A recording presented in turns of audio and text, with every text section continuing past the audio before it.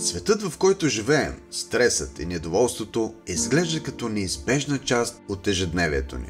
Независимо дали става въпрос за социалните мрежи, работа, лични отношения или други области на живота, емоциите ни изпитват значително напрежение, а причините за нашата все по-честа раздразнителност са многобройни.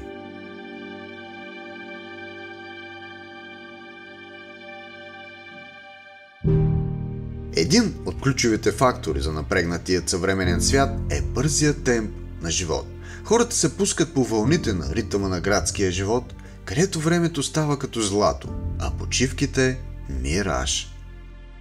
Ще започна с това, че ритъма ни на живот е бесен, ускорен.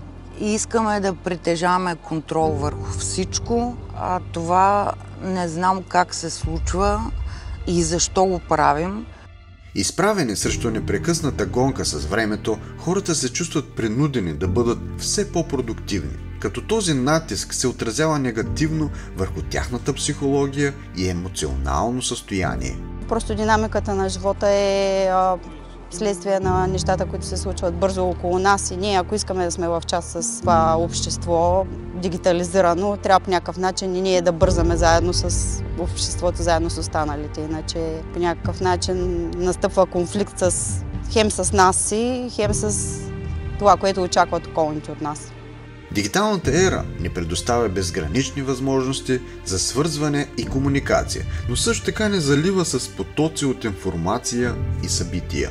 И в момента даже с изкуствения интелект все повече нещата се случват на забързан ход и по някакъв начин технологиите ни връзват да сме по-интровертни, да сме повече домошари, отколкото би следвало.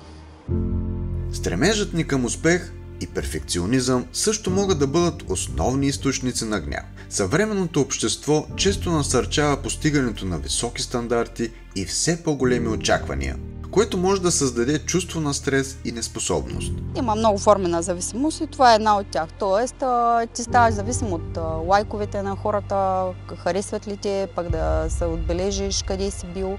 Това по някакъв начин те се заблуждават, че ги прави щастливи. И тая шизофрения, както вие нарекохте, при всички случаи тя не води до нищо добро. Нито за тия, които ги гледат тия материали, нито за тия, които ги споделят и ги сътворяват, защото това не е истината в края на краищата. Ние всички знаем, че има и друга реалност и в един момент, когато усетиш реалността, двойно повече се стоварва тя върху теб. В смисъл ти почваш да не я приемаш. Искаш си тая измислената реалност. Светът е различен, не е истински.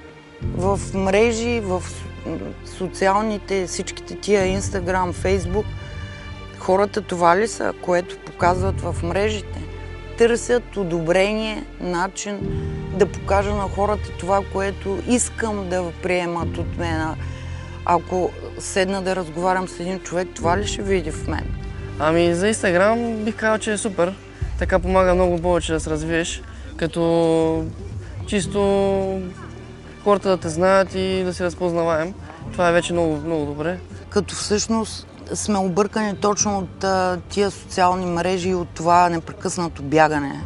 Явно са някакви такива зависимости, които са нов вид и които ще бъдат проучени в по-нататъчните години. Ще бъдат някакви патологии явно така класифицирани според мен.